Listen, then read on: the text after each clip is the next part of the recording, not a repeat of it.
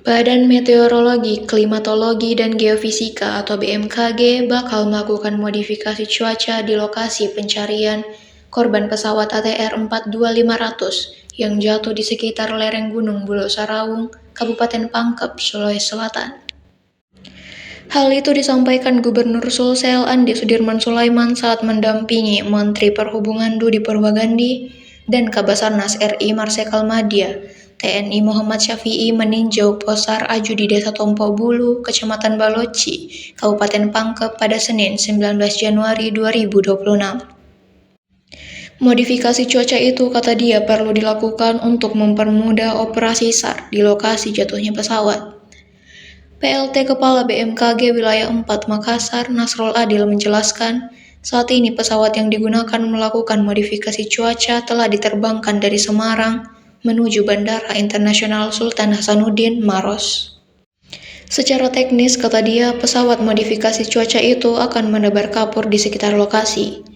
Zat kapur ini untuk menghilangkan potensi awan-awan hujan.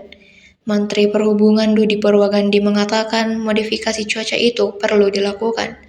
Pasalnya, kata dia, kondisi cuaca di sekitar lereng Gunung Bulo Saraung masih kurang bersahabat dan menyulitkan tim SAR gabungan.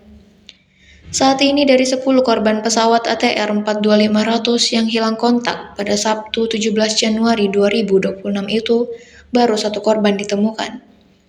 Korban berjenis kelamin laki-laki ditemukan warga bernama Arman, 38 tahun, di jurang sedalam 200 meter lereng Gunung Bulo Saraung pada Minggu 18 Januari 2026. Belum diketahui identitas dari korban itu. Saat ini ada 30 petugas SAR yang dipimpin Arman menuju lokasi melakukan proses evakuasi. Persiapan nanti berangkat ke jenazah. Ayo teman-teman, logistiknya kita sudah disiapkan, silakan diambil. Ada sini.